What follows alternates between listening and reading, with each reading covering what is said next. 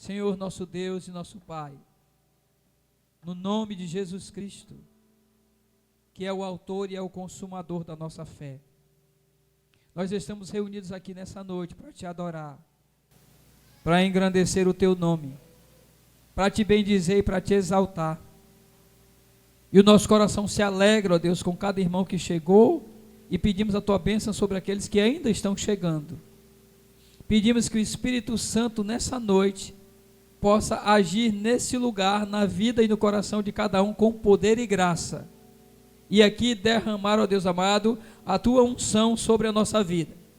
Que o óleo precioso, ó Deus amado, seja derramado sobre as nossas cabeças, de maneira que sejamos exortados se há necessidade de exortação, que sejamos, ó Deus amado, libertados se há necessidade de libertação, que sejamos nessa noite transformados se há necessidade de transformação, edificados, e certamente há necessidade de edificação. Também, ó Deus amado, que nós sejamos direcionados pelo Espírito Santo, porque a nossa vida precisa da direção do Espírito Santo de Deus. Senhor, em nome de Jesus Cristo, nessa noite, que todo ato desse culto seja para a glória de Deus. Todas as coisas cooperem para que o teu nome seja engrandecido, e que aqui eu, pastor da igreja, possa diminuir, o ministério de louvor possa diminuir, e a glória do Senhor possa aparecer nesse lugar, e que a tua igreja seja edificada para a glória do teu próprio nome. É a nossa oração, e nós já agradecemos por tudo, em nome de Jesus. A igreja diz amém. Que Deus abençoe. Louvemos o Senhor. Se sofrimento te causei, ó Deus, se ao meu exemplo fraco tropeçou, se eu não andei nos bons caminhos teus, perdão, Senhor. Se vão e fútil foi o meu falar, se amor a meu irmão não demonstrei, se ao sofredor eu não quis ajudar, perdão, Senhor. Se negligente foi o meu viver, se me dispor a pelejar por ti, se firme em teu trabalho eu não quis ser, perdão, Senhor. Com muita alegria, escuta, ó Deus, a minha oração, e vem livrar-me do pecado vil, renova este pobre coração, amém, Senhor.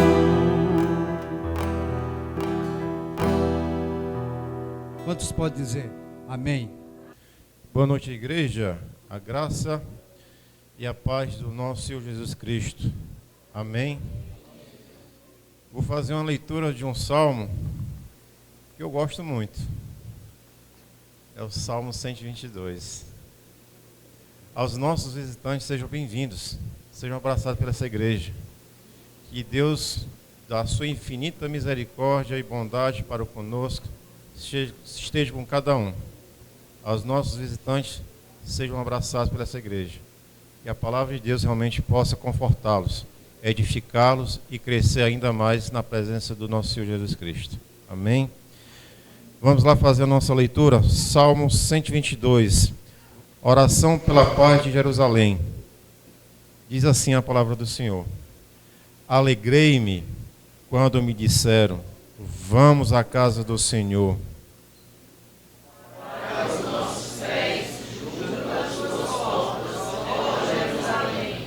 Jerusalém, que está construída como cidade compacta, para onde sobem as tribos do Senhor, como vem a Israel, entregarás ao Lá estão os tronos de justiça, os tronos da casa de Davi.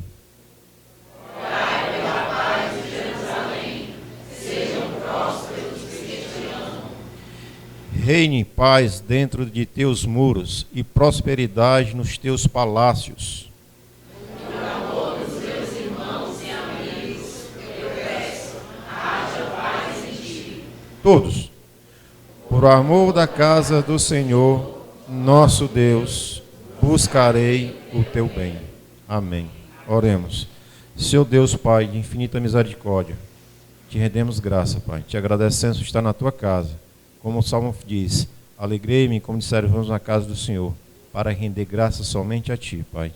E aqui nós estamos. Recebe nossos louvores, nossas adorações, a nossa súplica, Pai.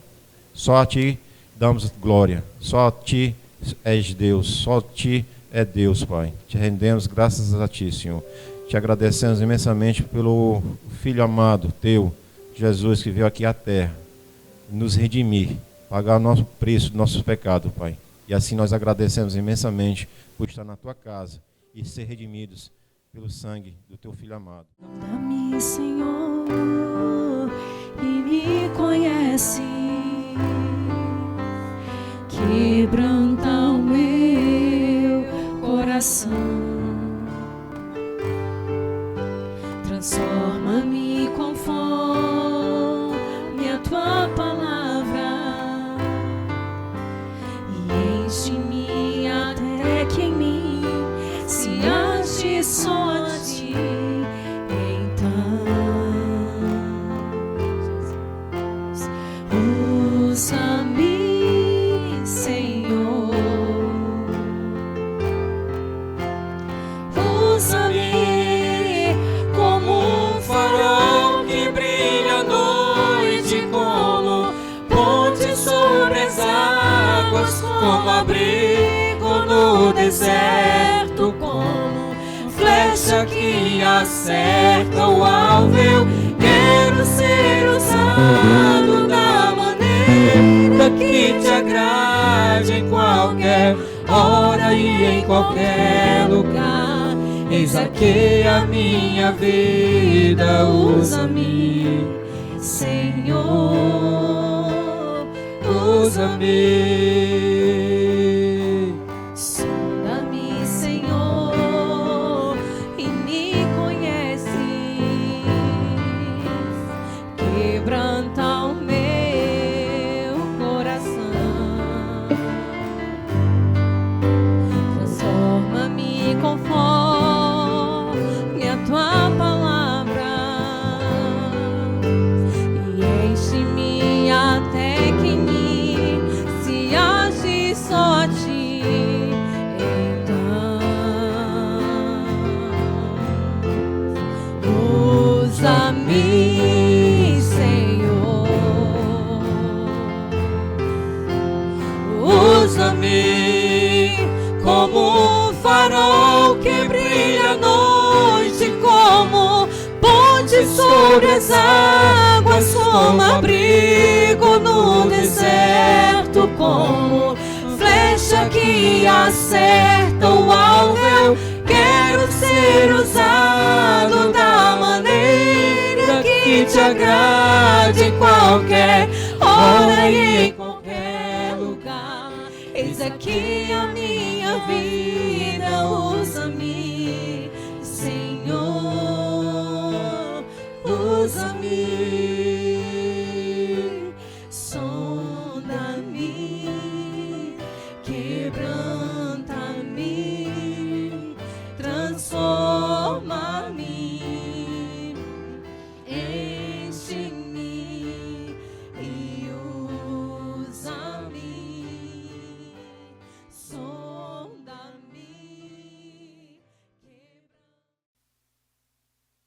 Mateus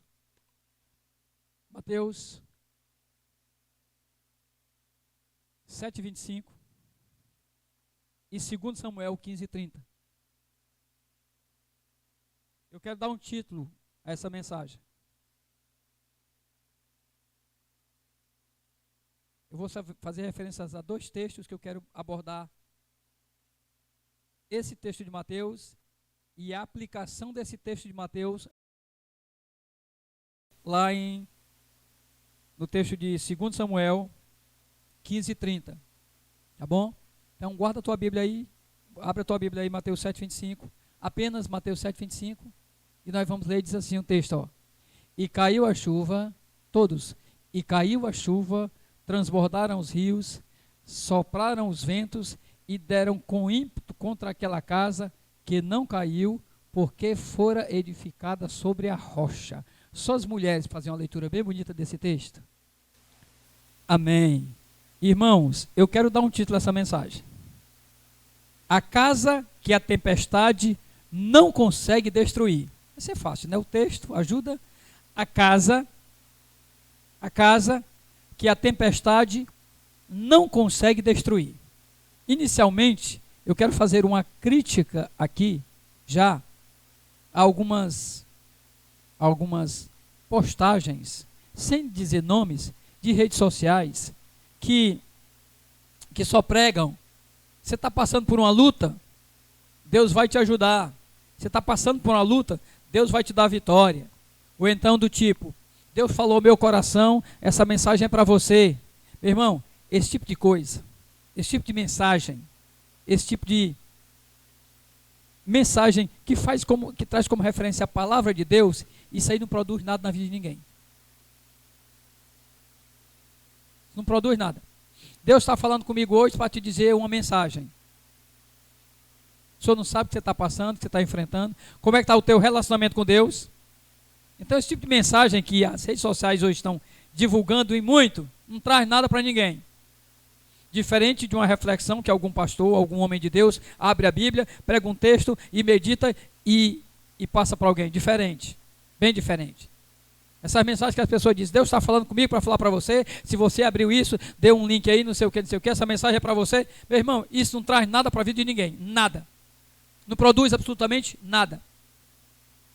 E às vezes a pessoa, coincidentemente, vê uma mensagem dessa, ou ouve uma mensagem dessa, e por coincidência encaixou o que ela estava passando com o texto que a pessoa pegou para falar, e bateu, ela disse: é para mim essa mensagem.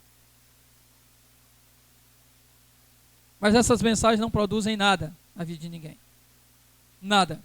E eu vou dizer para vocês porque, a partir dessa pregação nessa noite, desse texto, eu quero que vocês leiam de novo o texto. E caiu a chuva, transbordaram os rios, sopraram os ventos e deram com ímpeto contra aquela casa, que não caiu, porque fora edificada sobre... O segredo está aqui. Porque fora edificada sobre a rocha. Aqui está o segredo. Tem nada de rede social, nada. Porque foi edificada sobre a rocha. Há dois tipos de casa aqui. Jesus está ensinando que há dois tipos de casa. Se você voltar antes, vai falar de uma casa que não foi edificada sobre a rocha. Vai falar de uma outra casa. E aqui ele conclui falando sobre essa. Ou seja, Jesus conta aqui uma história simples, mas com um peso eterno. É uma história bem simples. De duas casas, de duas construções, mas com peso eterno. Temos dois homens, duas casas, duas fundações, e ambas enfrentaram a mesma tempestade, mas só uma permaneceu. Dois homens, duas casas, duas fundações, e ambas enfrentaram a mesma tempestade, mas só uma não caiu, somente uma. Esta é uma parábola não sobre evitar a dor. Essa não é a palavra que está falando para eu não ter dor, não. Essa é uma parábola que está me ensinando a, em meio à dor, eu resistir a ela. Não é uma parábola que está dizendo assim: não, você não vai ter dor, como algumas pessoas pregam por aí até, dizendo, e existe isso em algumas pregações, dizendo: se você está passando por isso, é porque você está em pecado. Se você está passando por isso, é porque a sua vida está assim. Se você está passando por isso, é porque você não tem fé. Começa a intitular um bocado de coisa na vida do irmão ou da irmã, dizendo que é por causa de fé, que você está sendo provado, é porque você está infiel com Deus, e um monte de coisa que se fala. Quando a pessoa passa dificuldade, uma aflição, já vai justificar o pecado, ou porque ela não entregou o dinheiro dela na igreja. Vão começar a usar um bocado de subterfúgio para justificar a dor de alguém. Meu irmão, aqui o texto é claro. E ele fala de uma forma tão simples que todos passam por dificuldade, todos. Ele usa a figura de dois homens, que ele vai usar a figura de duas pessoas que existem na face da terra. Uma que confia em Deus, que firmou a sua casa sobre a rocha, e outro que não firmou. Acabou-se. Não tem metade. Não tem um meio termo. Ou alguém firmou, ou alguém não firmou. Acabou-se. Não tem outra. Começa e se esgota nisso. Não é sobre não ter dor, essa parábola. É sobre resistir à dor. A dor vem, a dificuldade vem, mas resiste à dor. Então, primeira lição desse texto. A primeira. A tempestade vem para todos, mas nem todos resistem. E a lição mais clara que tem no texto. A tempestade vem para todo mundo. Veio para os dois homens, mas nem todos resistem. Mas ela vem para todos. Então, quer dizer para você que está aqui nessa noite, que se você ainda não passou por uma tempestade, eu quero dizer para você que você ainda vai passar. E se você já passou por algum, eu quero dizer que você ainda pode passar por outra.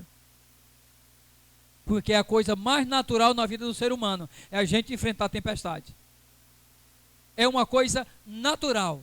Porque depois que o homem pecou, então, meu irmão, sobre ele vem tudo isso. Então, as tempestades da nossa vida é uma coisa natural, que vai vir sobre a minha vida e sobre a sua vida. Pode já ter vindo e vir de novo, pode não ter vindo, ainda vai vir. Pode você estar passando agora, mas as tempestades, ela vem para todos, mas nem todos resistem. O texto diz que caiu a chuva e sopraram os ventos. A fé não impede os ventos de soprar. A fé, ela não impede os ventos de soprar. Ela impede que a casa caia. Ela não impede o vento. A fé, o estar firmado na rocha, não impede o vento. O vento vai continuar soprando. Mas vai impedir uma coisa, que a casa caia. Não é o barulho da tempestade que define o seu futuro. O que define o seu futuro, você que entrou aqui nessa noite, não é o barulho da tempestade. É onde a sua vida está firmada. É em que a sua vida está firmada. É isso que vai definir o seu futuro. Onde a sua vida está firmada? Em que a sua vida está firmada? Isso define o seu futuro. O barulho da tempestade? Não. Que a tempestade venha ou não? Normal. Que venham ventos fortes? Normal. Que venham ondas sobre a nossa vida? Normal.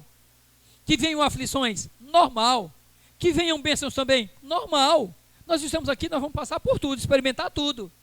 Vai vir tudo sobre a nossa vida. Agora, desse ensinamento de Jesus, dessa parábola, que há dois tipos de fundações, dois tipos de alicerce, apenas um resistiu, o outro não. A grande questão que você tem que fazer nessa noite, trazer para você nessa noite, é: qual dessas duas pessoas a minha vida está se parecendo? Com qual dessas duas pessoas a minha vida se parece? Com qual dessas duas pessoas a minha vida é mais semelhante? Com qual delas? Aí nós vamos adiante para você entender um pouco mais. A segunda lição desse texto: o invisível, preste atenção, o invisível sustenta o visível. O invisível sustenta o visível.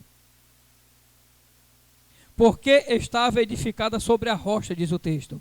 Porque estava edificada sobre a rocha. O alicerce fica embaixo, ninguém vê. Mas quando vem uma tempestade, quando vem algo muito forte, você sabe se ela resiste, mesmo sem ver. Se ela resistir, então você sabe o quê? Essa casa tem um bom alicerce, porque ela resistiu. Se ela não tiver um bom alicerce, ela cai. Então você não vê embaixo, você não vê por baixo da terra, mas quando dá um vento forte, uma tempestade, algo muito forte sobre aquela casa, se ela resistir, você sabe o quê? Essa casa, ela está alicerçada bem. A fundação dela, o fundamento dela é forte. Se ela não resiste, você diz: ah, esse alicerce era fraco, ele não aguentou o rojão. A rocha não aparece, mas ela sustenta tudo. A rocha, ela não aparece, mas é ela quem sustenta tudo. Sabe o que é que sustenta tudo? Não é o invisível sustentando o visível? A oração que você faz, que ninguém vê. É a fidelidade sua no secreto. Quando só está você e aquela oportunidade de fazer errado e você faz o correto.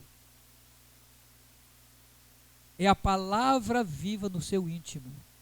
A palavra de Deus viva no seu íntimo, no seu interior. E você tornando essa palavra prática. É o desejo e a busca por viver uma vida que agrada a Deus. Esse é o alicerce invisível que sustenta o visível. Sustenta você quando você passar por aflição, passar por luta. Esse é o alicerce invisível que sustenta o visível. Você quando enfrentar as lutas. Quem tem profundidade, guarde isso no coração. Aguenta a pressão. Quem tem profundidade, aguenta a pressão. Quem é que não aguenta a pressão? Quem não tem profundidade. Se não tiver profundidade, não aguenta a pressão. Mas se tiver, aguenta. Aguenta e nada abala. Terceira lição. A obediência prepara a alma. Presta atenção. A obediência prepara a alma para suportar o dia mau. Por que para suportar o dia mau? Porque em algum momento esse dia mau vai chegar. A obediência prepara a alma para suportar o dia mau. Todo aquele que ouve estas palavras e as pratica, assim diz o texto.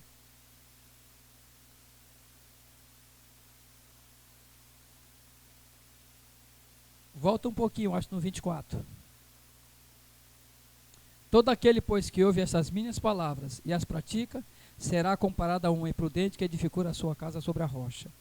Todo aquele que ouve as minhas palavras e as pratica, é semelhante ao homem que edificou a casa sobre a rocha. O que é que ele está dizendo? Que a obediência prepara a alma para suportar. Todo aquele que ouve a palavra e pratica. Ele é igual aquele cara, aquele homem que ele edificou a casa sobre a rocha.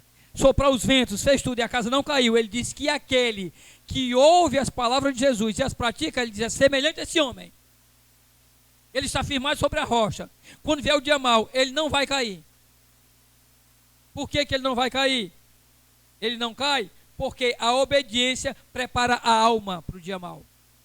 A obediência prepara a alma para o dia difícil, para o dia de luta. Por isso que ele não cai. Não é só ouvir, é viver. A diferença entre ruína e resistência não está no tamanho da casa, mas no quanto ela obedece o que Jesus ensinou. Não tem a ver com tamanho, não tem a ver com tempo de fé, tem a ver com obediência. E se você vive uma vida de obediência à palavra de Deus, você está alicerçado sobre a rocha. A tempestade vai vir sobre a sua vida, como vai vir sobre a vida do que desobedece. Só que ele vai ruir, você não, você vai resistir. Ouvir e praticar, este é o alicerce. Aquele que obedece, diz o texto, é semelhante. Aquele que ouve e aquele que pratica é semelhante ao homem que edificou a casa sobre a rocha. O vento soprou, veio tudo sobre ela, mas ela não caiu. Ela resistiu porque ela estava sobre a rocha.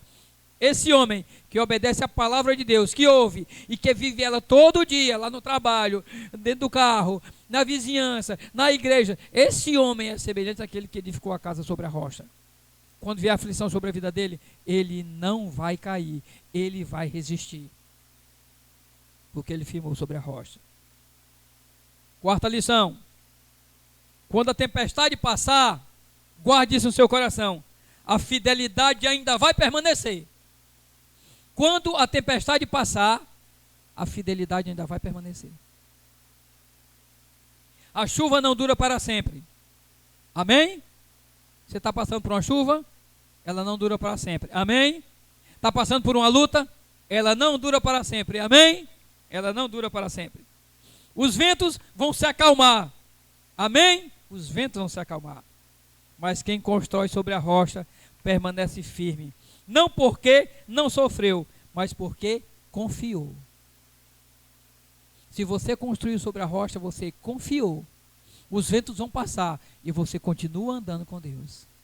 E quando vier outra tempestade, você vai vencer de novo. Porque quando a tempestade passar, a fidelidade ainda vai permanecer. Agora eu quero ir para 2 Samuel, capítulo 15, versículo 30, porque eu quero fazer uma comparação dessa casa com a vida de um homem que vocês conhecem, que a Bíblia fala muito dele, o rei Davi. Para vocês entenderem um pouquinho. Coloca aí para mim, por favor. Já colocou? 2 Samuel 15, 30. Diz assim: seguia Davi pelas encostas das oliveiras, subindo e chorando. Seguia Davi pela encosta das oliveiras, subindo e chorando. Tinha a cabeça coberta e caminhava descalço. Todo o povo que ia com ele de cabeça coberta subiu chorando. Vamos repetir, igreja? Seguia Davi pela encosta das oliveiras, subindo e chorando. Tinha a cabeça coberta e caminhava descalço. Todo o povo que ia com ele, de cabeça coberta, subiu chorando. Gente, vocês sabem esse contexto aqui que Davi está vivendo? Davi era rei, mas naquele dia ele era só um homem fugindo. Humilhado, rejeitado pelo próprio filho, traído pelos seus, descalço, com o rosto coberto e coração totalmente rasgado. Alguém está vivendo uma vida ou um momento da vida parecido com esse? Nós vamos ver essa vida aqui dele e vai ajudar se você estiver passando por um problema que não seja tão grande como o que ele estava passando.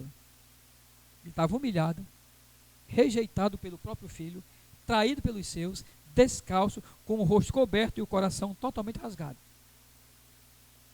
E mesmo assim, diz o texto, ele seguia o seu caminho. O texto fala, ó, ele seguia o seu caminho. Ele ia pelas encostas, subindo. Seguia Davi pela encosta das oliveiras. Sabe por que ele seguiu o caminho? Porque mesmo quando o peito dói, seguir em frente ainda é fé e a única e melhor opção. Porque mesmo quando a gente passa por luta, porque mesmo quando a gente passa por aflição, e eu estou falando aqui de um exemplo do texto que a gente leu de Mateus, alguém que tinha a vida firmada sobre a rocha, porque mesmo quando alguém passa por essa aflição, se a vida dele está firmada na rocha, ele continua em frente. Está doendo, está enfrentando luta, mas ele continua em frente. Davi, esse homem, mesmo perseguido e humilhado, mas que tinha sua vida firmada sobre a rocha. Nesse texto nos ensina algumas preciosas lições. E eu quero ir para algumas lições dessa vida de Davi, com base lá naquele texto de Mateus que nós acabamos de ler. Nem sempre a fé caminha sorrindo. Nem sempre a fé caminha sorrindo. Você é um homem de fé, você é uma mulher de fé, sabe de uma coisa? Nem sempre a sua fé vai caminhar sorrindo, nem sempre. Você pode passar por lutas e a sua fé não vai caminhar sorrindo. Você vai enfrentar adversidades e ela não vai continuar sorrindo. Mas você está alicerçado, está firmado na rocha, chorando enquanto caminhava, diz o texto. Fé não é ausência de dor, é movimento mesmo com dor. O texto diz, e seguia Davi. Ele estava passando por uma dor muito grande, mas o texto diz que ele seguia, ele não parou. A vida do crente é assim. Mesmo com dor, com dificuldade, ele não para, ele continua em frente. Ele continua andando, ele continua seguindo. Ele não para. Davi não estava bem, mas ele não parou. O ensinamento desse texto dele aqui é, não pare, mesmo quando a luta vier sobre a sua vida. Não pare. Não se afaste da igreja, não se afaste da oração, não se afaste da leitura da Bíblia, não se afaste da comunhão com Deus. Está lutando ainda mais? Não pare. Há um Deus que vai honrar você e vai abençoar a sua vida. Não pare a fidelidade com relação a Deus, nem a integridade de Deus. Não pare, Ele vai honrar você no tempo certo. Há momentos em que o choro não é sinal de fraqueza. é prova de resistência. Diz o texto que ele ia o quê? Seguindo e chorando. Isso não era prova de dor, isso era prova de resistência. A fé dele estava mostrando que ele ia resistir. A fé dele estava mostrando que ele ia caminhar e continuar. Vocês assistiram, eu não sei qual foi o ano da Olimpíada, foi uma Olimpíada, faz um bom tempo, em que uma suíça, na prova de maratona, ela estava muito cansada e ela entrou no estádio, que é o último percurso da Olimpíada, que você dá 2 voltas e termina a corrida. Ela entrou no estádio, ela entrou toda assim, torta, assim, cansada, e tem até uma cena que passa às vezes, que ela vai andando assim de lado, quase que ela não consegue ir reto, e ela ia andando, e andando, e andando, e andando, e andando, até que ela conseguiu passar a reta. Quando ela passou a reta, ela não foi a primeira colocada, ela estava lá atrás, mas ela tinha a determinação de chegar no fim da corrida, e quando ela passou, as pessoas já seguraram ela, os médicos já socorreram ela, aquela mulher. Alguns médicos, psicólogos, disseram que se aquela corrida tivesse mais 10 quilômetros, aquela mulher continuaria. E ela não pararia. Sabe por quê? Porque ela tinha uma determinação de não parar enquanto não chegasse. Podia ter mais 10 quilômetros, ela continuaria. Mesmo trôpega, mesmo daquele jeito, mas ela continuaria. A sua determinação de ser fiel a Deus está desse jeito. Você está seguindo e chorando, mas você não está parando. Diz o texto: seguia Davi pela encosta das oliveiras, subindo e chorando, mas ele não parou. Ele sabia que ele servia a um Deus, e esse Deus ia honrá-lo. Ele estava sendo humilhado, perseguido, envergonhado, perseguido pelos filhos. Os seus abandonaram ele, vieram contra ele, e ele sabia que ele servia a um Deus que conhecia o coração dele. A vida dele estava alicerçada nesse Deus, e ele seguia chorando, mas ele não parou. O convite dessa noite é: não pare. Pensando lá em Mateus 7,25, quem é que resiste no dia mau? Quem está firmado sobre a rocha. Quando lemos a história de Davi, percebemos que ele foi um homem de oração. Se você ler o livro de Samuel e o livro de Reis, onde narra as histórias de Davi, tudo que Davi ia fazer, ele orava a Deus. Tudo que Davi ia fazer, ele colocava a oração diante de Deus, tudo. Nada ele fazia sem pedir a direção de Deus. Este é um princípio muito precioso para a vida do crente. Tudo que for fazer, peça direção a Deus. Tudo que for fazer, converse com Deus e pergunte a Deus. Segunda lição desse texto de Davi: quando as perdas chegam, Deus ainda sustenta. Quando as perdas chegam na nossa vida, Deus ainda nos sustenta. Davi perdeu o trono, perdeu a honra, ele perdeu a paz exterior, não a interior.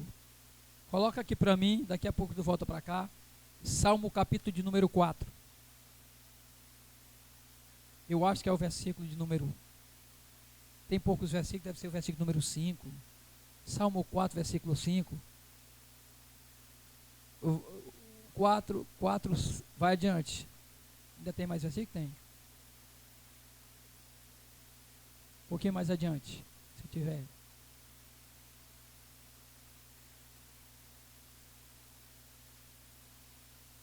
Não, correção, vai ser o de número 5, Salmo 5. Vai para o Salmo 5, por favor. Lá, versículo 5 ou 6, mais ou menos. 5 ou 6. Deixa eu ver aqui na minha Bíblia eu sou mais rápido do que na minha Bíblia eu sou mais rápido do que dizendo para você. Obrigado, Luiz Augusto, porque às vezes eu posso não estar dando a referência correta. Vamos lá. Mas eu acho que é no 4, quer ver?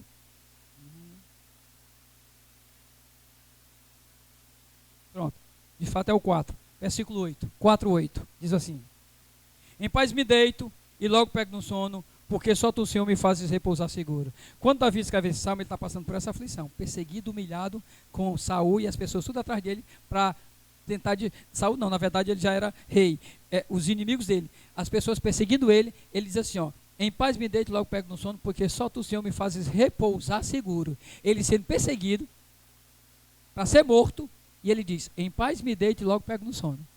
Isso é um testemunho de quem está firmado na rocha, de quem confia em Deus, de quem depositou a sua confiança em Deus, quem conversa com Deus, quem ora com Deus e descansa em Deus, e sabe que aquela tempestade, aquilo que vem sobre a vida dele vai passar, porque ela não é eterna, mas a fidelidade dele, a confiança dele tem que ser eterna. Assim é a vida do crente. As aflições vão passar na sua vida, mas a sua confiança tem que ser eterna. Mas, vamos adiante. Quando as perdas chegam, Deus ainda sustenta. Davi perdeu o trono, a honra, falei, a paz exterior, mas não a interior. Mas não perdeu a presença do Criador, não perdeu a fé. Ele subiu ao Monte das Oliveiras adorando. Quando tudo desmorona por fora, a adoração sustenta a mim e a você por dentro. Sabe, quando você enfrentar uma luta grande, e você está andando em fidelidade a Deus e procurando obedecer a Deus, porque se você quer um exemplo disso, Paulo sendo fiel a Deus, procurando agradar a Deus, ele foi na primeira viagem missionária dele, e nessa primeira viagem missionária, lá no capítulo 16 ou 17 de Atos, vai declarar que quando ele tem a visão de um varão macedônico, ele passa para a Macedônia. Quando ele vai para a Macedônia, na cidade de Filipe, lá ele é preso, porque ele expulsa o demônio de uma mulher que adivinhava. Ele é preso, ele é chicoteado, e lá ele está na cadeia preso, e ainda apanhando, por fazer a vontade de Deus. Mas diz o texto que a única coisa que ele sente no coração é adorar a Deus. E eles começam a orar e a cantar lá. E diz o texto que as paredes caem. Deixa eu dizer uma coisa para você. Eu quero que você guarde isso no seu coração. Você guarde isso. Quando tudo desmorona por fora, a adoração, ela te sustenta por dentro. Então faz o seguinte, ó, quando tudo vier sobre você, tudo, continue adorando a Deus. Continue louvando a Deus, que Deus vai te sustentar. Quando o mundo desabar ao seu redor, continue adorando a Deus, Ele vai te sustentar. Terceira lição: a alma que não para no vale, vê Deus agir no monte. Guarde isso. A alma que não para no vale, vai ver Deus agindo no monte. O texto diz que, seguir Davi pelas encostas da oliveira, subindo e chorando, ele não parou. Ele continuou, tinha a cabeça coberta e caminhava descalço. Todo o povo que ia com ele, de cabeça coberta, subia chorando. Ele cercado dessa situação, mas ele não parou, porque a alma que não para no vale, vê Deus agir no monte. Davi chorou no caminho, mas não permaneceu no chão. E lá na frente, Deus lhe restaurou o que lhe foi tirado. Eu quero dizer uma coisa para você nessa noite.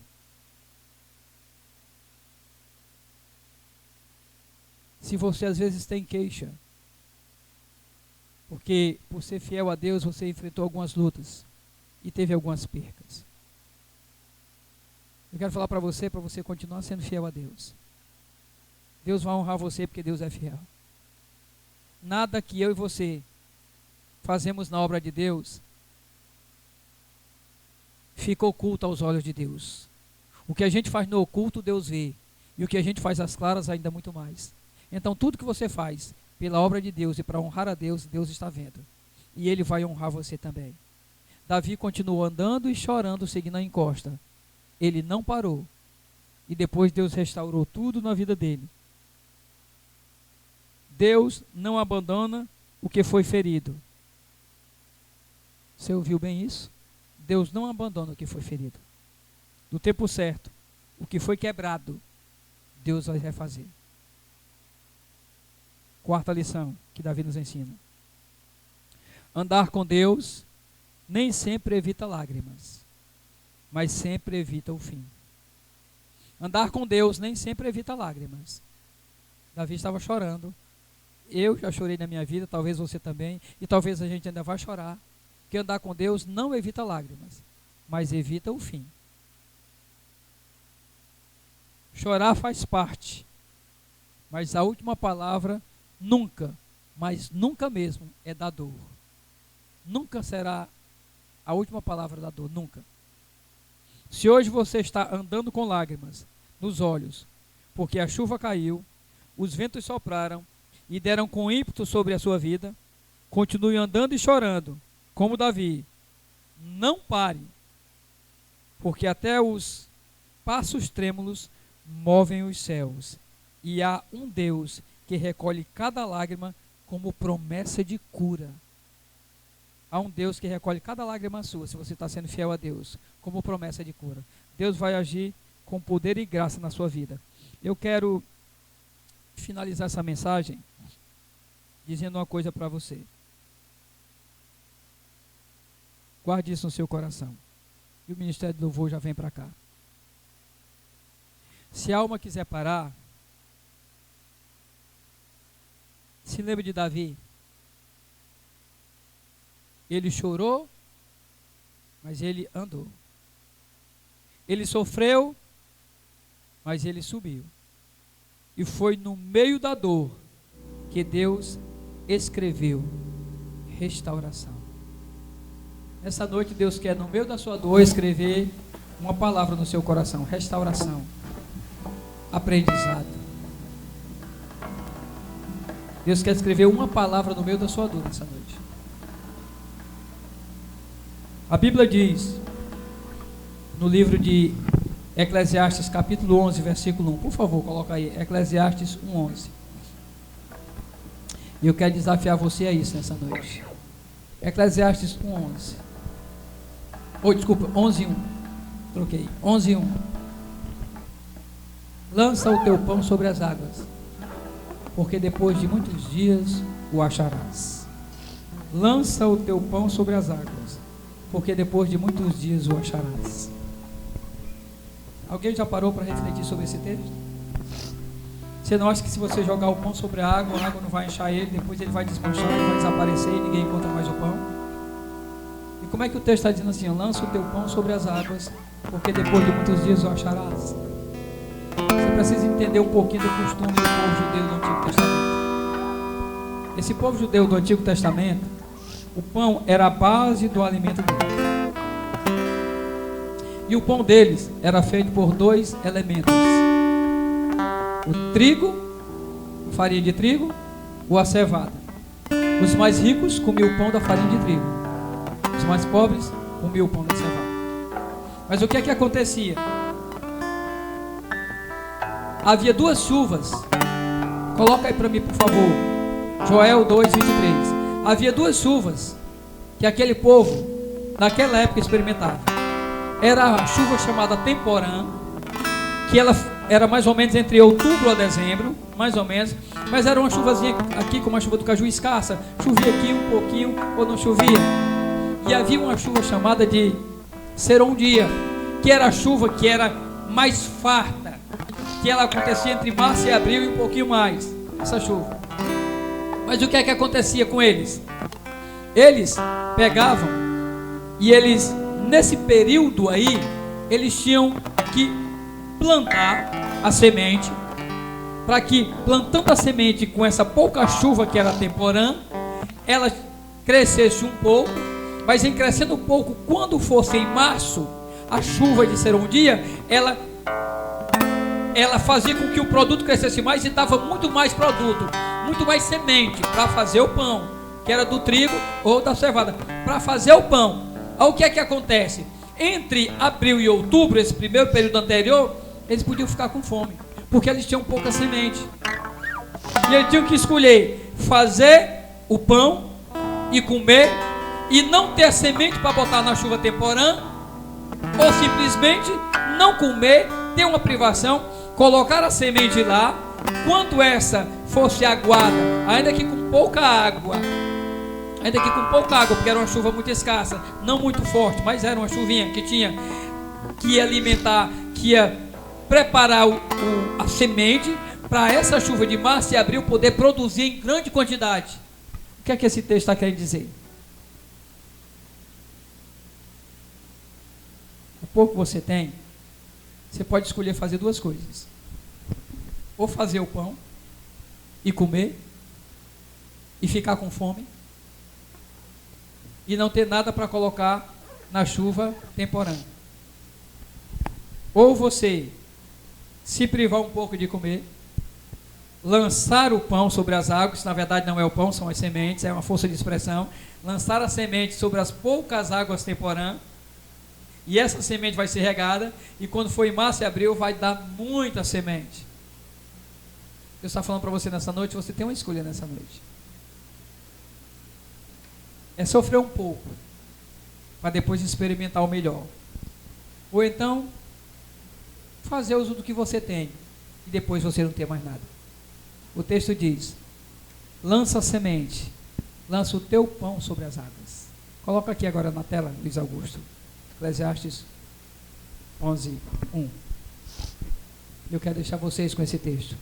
Lança o teu pão sobre as águas, porque depois de muitos dias o acharás. Eu estou dizendo para você nessa noite, por meio desse texto do que nós estudamos, que Ele tem uma aliança com você. E Ele é um Deus fiel, que está cuidando de tudo na sua vida. Mas Ele pede que você confie e tenha fé. E Ele diz para você nessa noite, lança o teu pão sobre as águas, e depois de muitos dias recolherás. E vai recolher isso, e tu vais recolher com fartura. É um desafio de fé e de confiança. Curve a sua cabeça, fecha os seus olhos.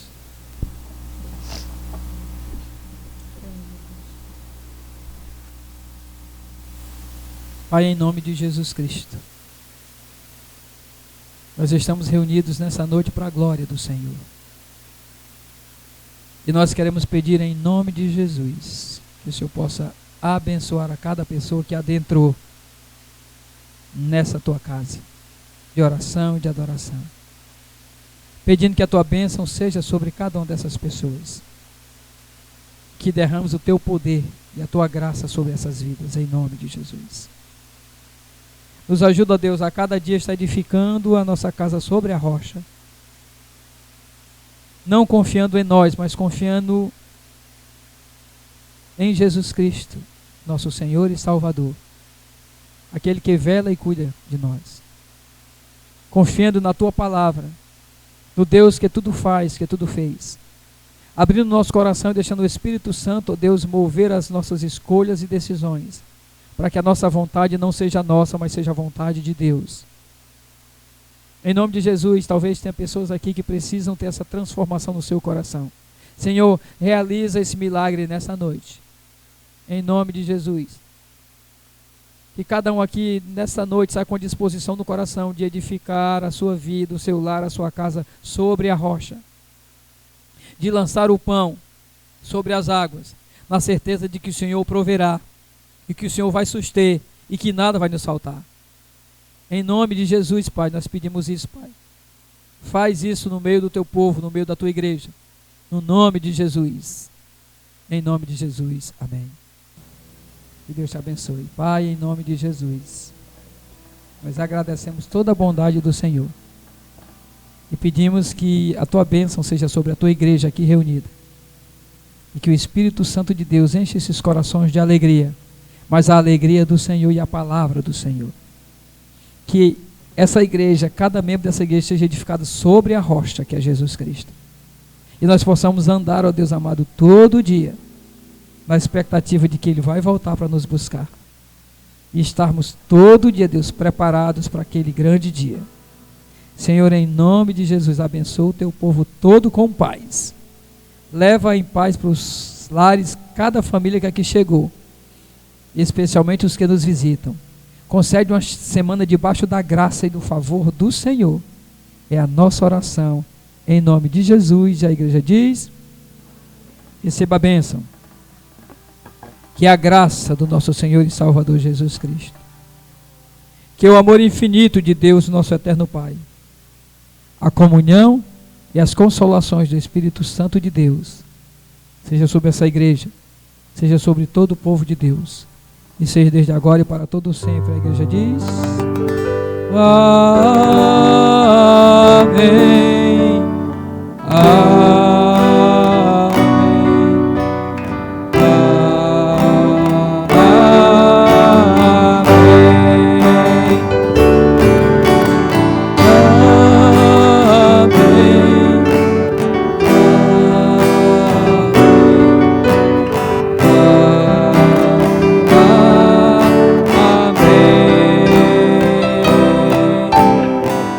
Glória a Deus.